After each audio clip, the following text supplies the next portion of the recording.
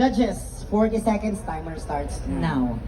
Bilang isang Pilipino na nakakaranas ng korupsyon, ako po ay hindi magdadalawang isip na isumbong o ipadala ang aking mga magulang nang sa ganoon ay harapin nila kung ano ang dapat na parusa sa ginawa nilang kasalanan, because I firmly believe na kung gusto natin ng magandang Pilipinas, marunong tayong sumunod sa kung ano ang batas ng ating bansa. At batid ko, bilang isang magulang, dapat marunong tayong umisip kung magiging masaya ba ang inyong mga anak sa inyong gagawin, kahit ito pa ay patungkol sa aming kinabukasan. Always remember, there's always a better way for us to be successful in life.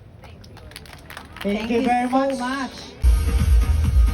But you know what, partner, I would like to get this chance kasi since Maria Angela Trahan is representing Manila in the Miss International Queen, in the top 5, we also have 3 candidates who will competing for Miss International Queen. Sino So siya? let them invite the people. So you first. Yes, after this competition, our focus is in our preparation for the Miss International Queen Philippines at BGC Arts Theater. And please do support me and watch me crowd that night. Manifesting. Yes. Hi everyone, I would like to invite you all to my birthday. Charot! Our coronation will be on May 16. Tickets are now available, so you can DM me if you want to reserve your tickets. Kung ayaw nyo, hindi sila, di go. Just support everyone. And of course, for the next round for Miss International Queen in Thailand, kasi naman pong papalarin, you deserve it. Consistent talaga yung energy niya, you know? Yes na yes. Alam niyo kung bakit? Bakit? Kasi puwet mo may racket. Char! Hindi. NAD booster, of course, for Potion Coco, and of course, yung iniinom ko, NAD Plus, Malena, ayan. And Yes. maraming sleep, kaya. Ganyan talaga pag naka-brooch sa kamay. Promosyon.com. Promotion with emotion. Diba? And of course, para sa aking new face, ang ating gandang ngumunguya ng fillers, Fairy God Barbie by Rui Mariano. And yung Autoplastico Doc Oro, maraming salamat po sa aking gown, ang aking mom, ang aking balat, Kukuryu, maraming salamat po sa aking buhok. Daming sponsor? Charot! Tama na to! Alright, thank you so much, and of course, congratulations to Cassie and RC, which is our Miss Pateros. Alright girls, stand back a little bit. We will be announcing our awarded by Kagawad Richie Canlas, Kagawad Robin Joy Cantos, Flo, Judge Attorney John Guerrero, and Judge Mark Panganiban. She will receive a bouquet, a sash, a trophy, a crown, and 20,000 peso cash.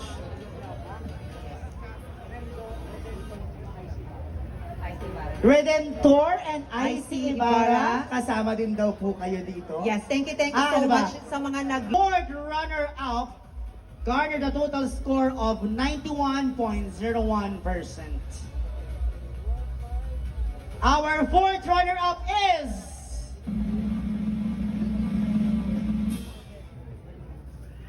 Our fourth runner-up is candidate from Pateros, RC Simon. Thank you very much. Congratulations, Pateros.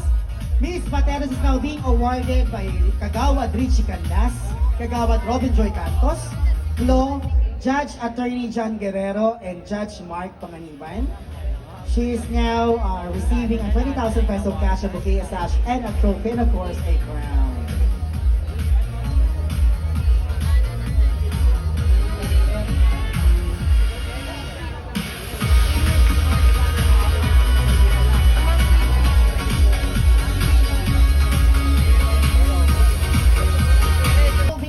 Our third runner-up, and she will be awarded by Walter Simbulan, Kagawad Alfie Boyings Regino, Kagawad Raf Apanay, Judge Mark Panganiban, Dr. TJ Ordonez, And of course, our Beksyon ng Manila third runner-up last 2024, Karen Montesilio. She will receive a bouquet, a sash, a trophy, a crown, and 40,000 pesos. Wow!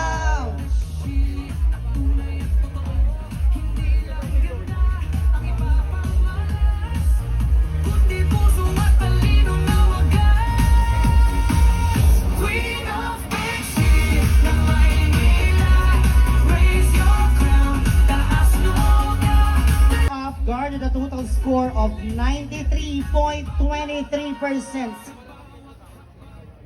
Our third runner-up for the Bekshi ng Maynila 2026 goes to Kasipakulan from Quezon City.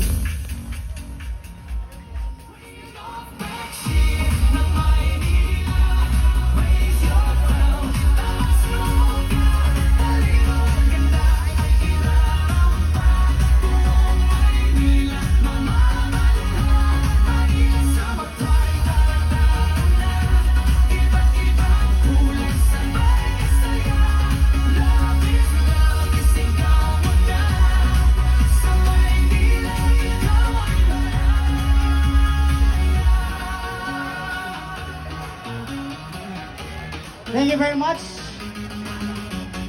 Congratulations. Congratulations! Second runner-up, we're able to get a total score of 93.86%. Dikit lang kay third. At siya ay si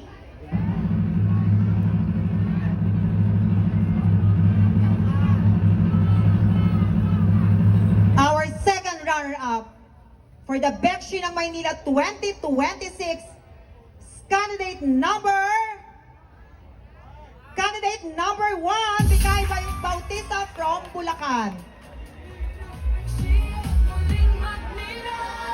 Ladies and gentlemen, our second runner-up is being awarded by Kagawad Marvin Aquino, SK Kurt Daniel Davillo, Anthony Abad, Judge Attorney Richmond Ong, and Judge Poca. She is now receiving a bouquet of flowers, a sash, a trophy, and a crown, and a 60,000 peso cash.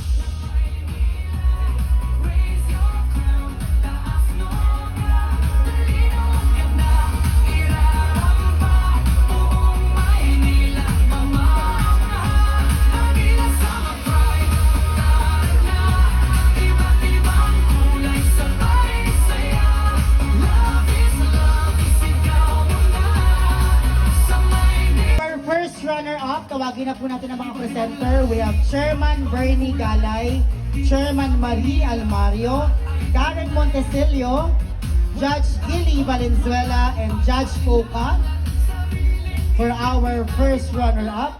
Yes, and our first runner-up will receive a bouquet of flower, sash, trophy, crown, and of course, 80,000 pesos in cash. And of course, tawagin natin ang mga presenter for our Queen of Bekshi ng Maynila. We are President Mark Candy Pancho, Vice President Robin Joy Cantos, Chairman Iet Clemente, Judge John Daniel Laino, and Queen of Bekshi ng Maynila 2024, Maria Angela Trajano.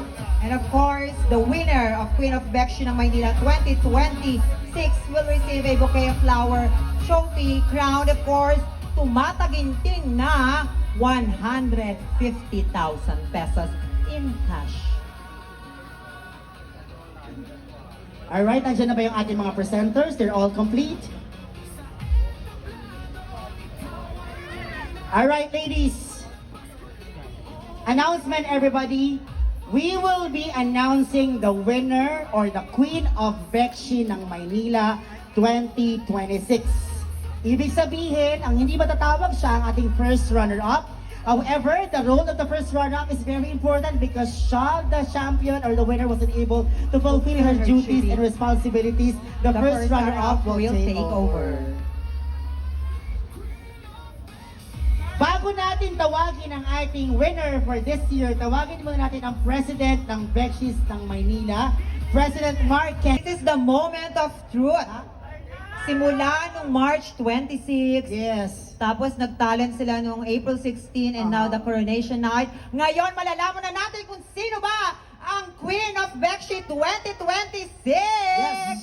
Excited na ba kayo lahat?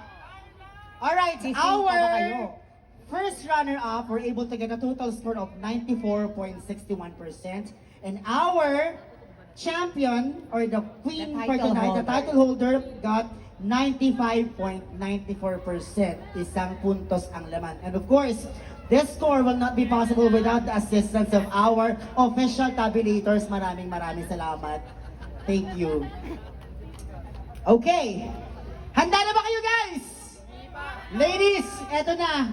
We will announce our title holder or the Queen of Betches ng Maynila, and then later on, bigyan natin siya ng chance na i-crown. For the meantime, eto na. With a total score of 95.94%, Queen of Betches ng Maynila 2026 is...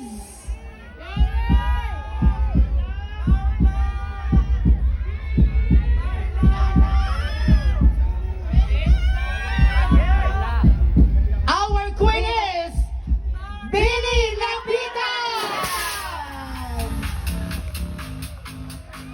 Congratulations to our Queen of Bekshi 2026, Billy Labitan Yada from Tarlac. Meaning to say, our first runner-up is Yen La Victoria with a score of 94.61%, being awarded by Chairman Bernie Galay, Chairman Maria Almario, Karen Monteselio, Judge Billy Valenzuela, Judge Boca.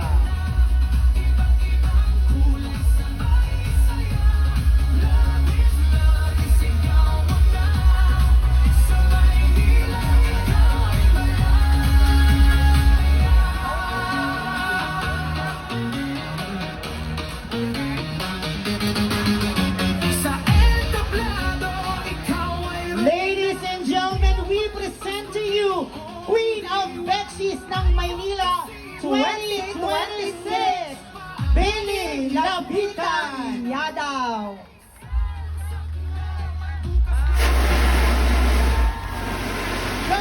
Congratulations! Palakpakan naman natin, madlang people!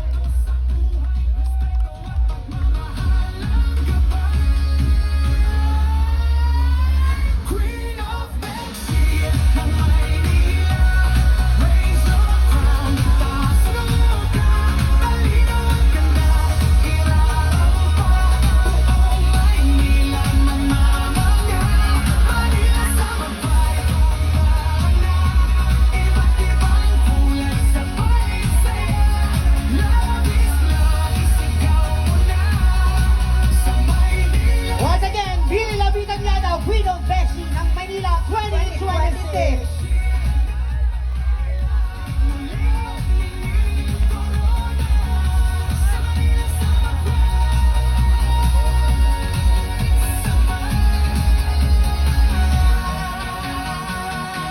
Ladies and gentlemen, judges, here's her answer. Go.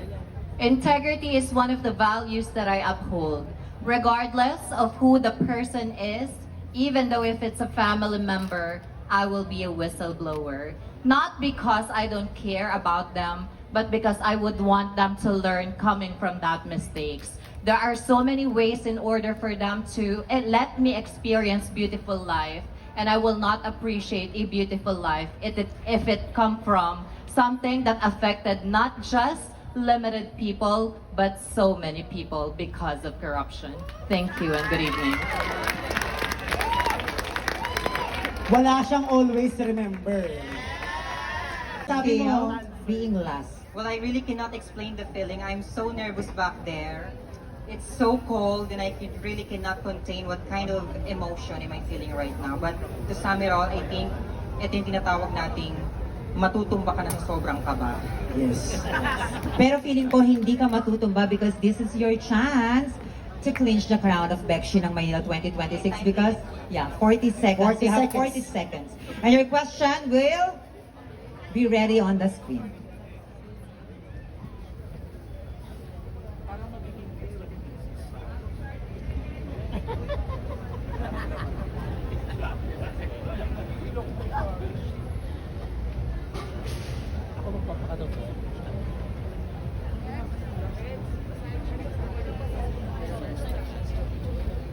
Pagod na ako.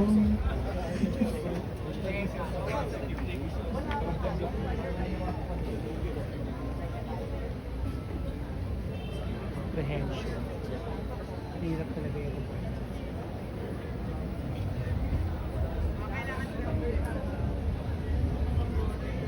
Binabati ko si Jonel.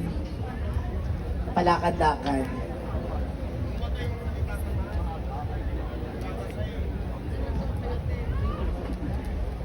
Alright. Let's do this. Ladies and gentlemen, judges, our last finalist for tonight.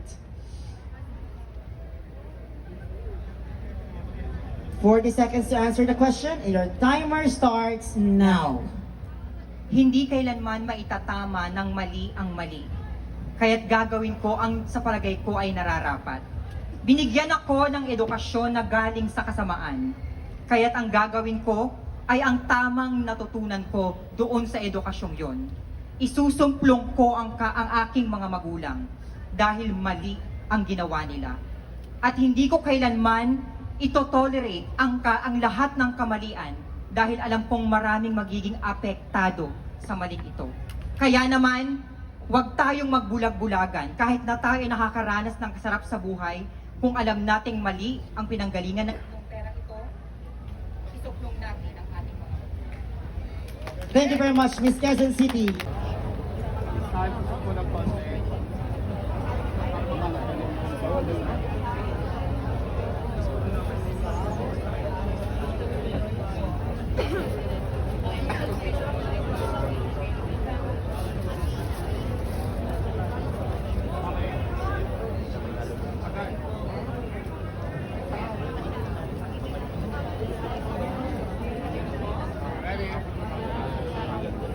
Are you right, ready, Miss Pateros? 40 seconds to answer the question. Ladies and gentlemen, judges, your timer starts now. This is the time for us to at least showcase our intelligence. But for me, this is the time for me to share my story. Because my mom also committed a crime and she has been jailed for at least 3 years. And it at least affects my mental health. And where times goes by, I realized that my mom's committed sin would not reflect my future. Well, definitely, I will not choose the silence, but I will pursue what is my dream in my life. Because there's no perfect person in this world. What we need is to learn from what our parents committed and erase that with your own legacy. That's why now, I am now a teacher. Showing to all that nothing will let you down. Good evening, Bexio Manila. Thank you very much, RC Simon from